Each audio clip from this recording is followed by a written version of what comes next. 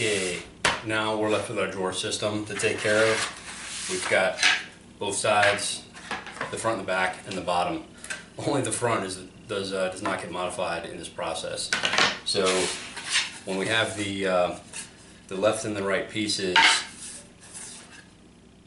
it's pretty important. We're actually going to cut off 6 inches off this drawer body, either 3 inches or 6 inches, depending on what our ending depth is. But in our case, it's going to be 6.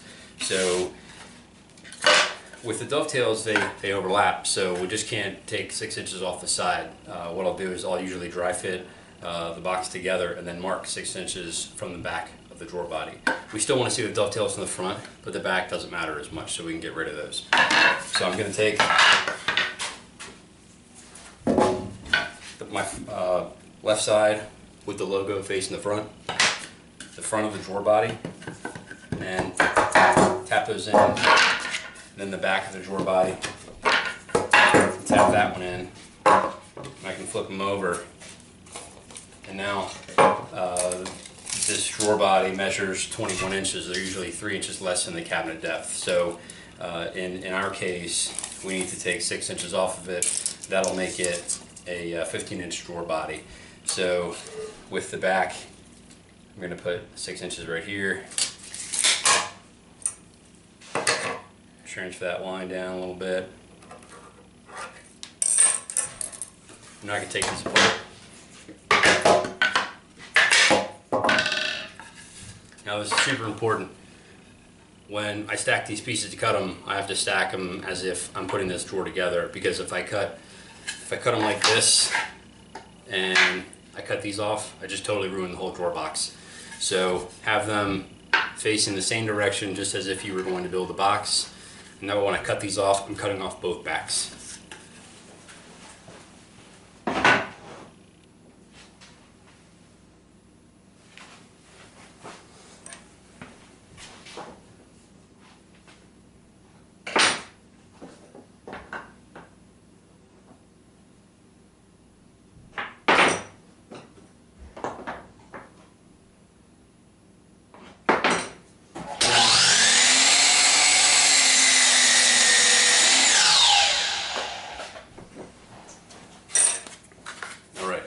So now I have my two sides and my scrap pieces for the backs, which I don't need.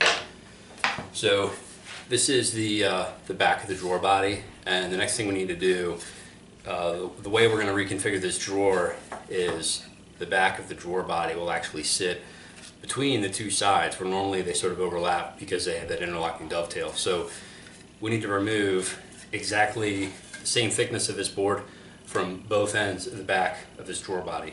So the easiest way that I think it is to mark that, instead of trying to measure it and get it to be precisely right, I'll just take a sharp chisel and make sure you can see it. I'll sit it on the side of the drawer body, and then I'll take the end of the drawer back, or the back of the drawer body, and I'm going to slide it right across a sharp chisel.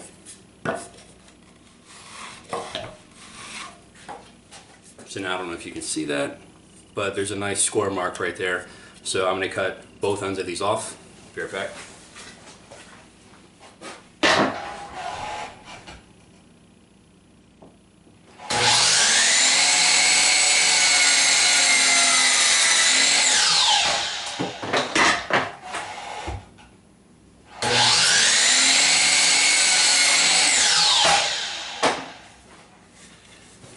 Alright, so now the back of our drawer box will fit between those two sides. But since we just cut off the dovetail mechanism, we have no way of attaching these. So what I'll do, so you don't see a fastener, is I'm going to use my pocket screw jig, and I'll put some pocket screws in the back of the drawer body, so that way you can't see how it's fastened.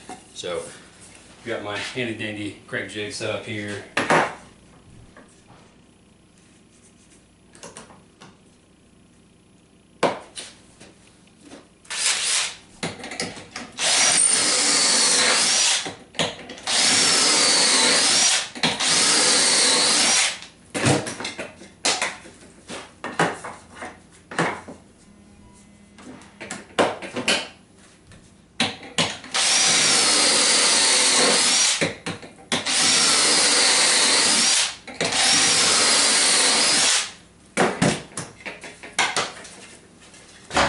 So now I can use these pocket screws to reassemble my drawer body. If you don't have one of those, you should buy one because they're awesome. But if you don't want to buy one, then you could also just kind of put this drawer body together and then brad nail them or staple them or screw them from the side of the drawer body into the back. Of course, you'd see the fasteners when you pull the drawer open all the way, but you know, it might not be a big deal for you. So anyway, before we can assemble the drawer body, we need to cut the bottom down. I'm kind of hesitant to just straight cut 6 inches off this thing because there's usually some wiggle room associated with this. So I'm going to put the drawer body together.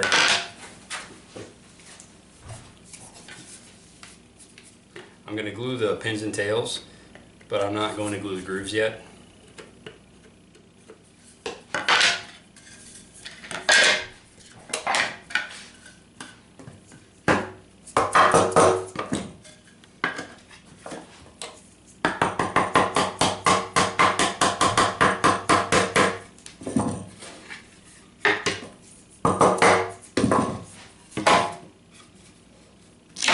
So I'm going to slide this bottom in. So it goes in all the way. And then I'm going to mark right where it sticks out.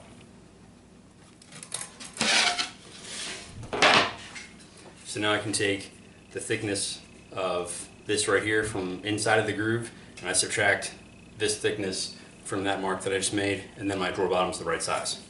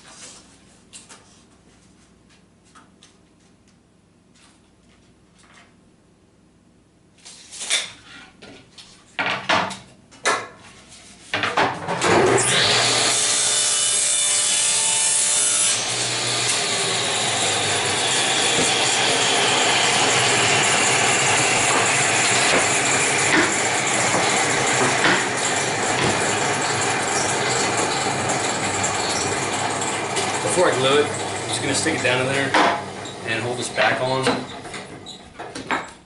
Kind of dry fit the whole thing. Make sure it's all good. And this lines up really well. If you cut it a little too small, it's alright. You just don't want this thing to stick out too far because the overall distance for the drawer box front to back, if it's kind of out of spec, it won't really fit properly in the glides, and then you got a huge problem because you can't do anything about the glides. So this is all good. I'm going to glue it together.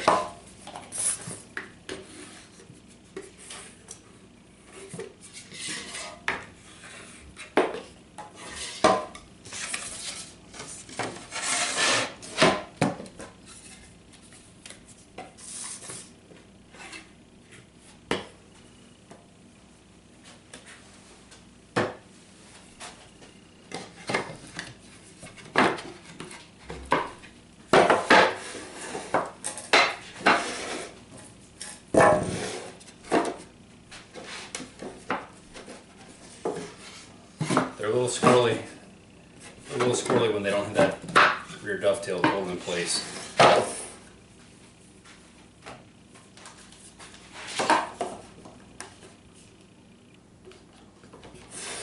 When you put this together, it's super important that the box is nice and square, sits really flat, because if it doesn't and it's going to sit on the glides crooked, it'll give you problems when you're trying to adjust things later on.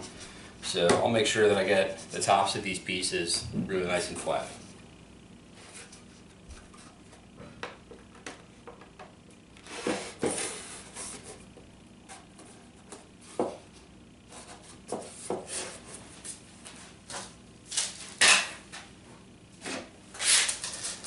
Now, with this Kreg screw system, I use these 1-inch self-tapping coarse thread square drive screws.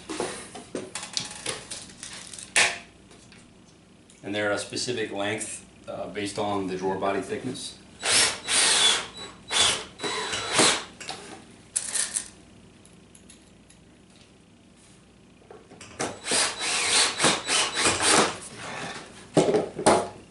try to do it this way so you can see what I'm doing.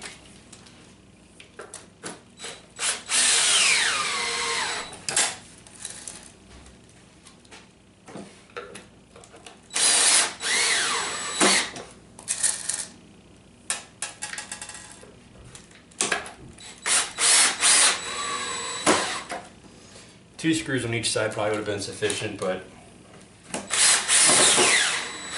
the jig has 3 holes and I tend to overdo it, so we get 3 screws on each side. If you didn't use this pocket screw system, you could basically shoot it in or screw it in here. You know, I've definitely got to countersink it if you're going to screw it in, because you'll just split this thing open otherwise. I still need my regular screws in the front of the box.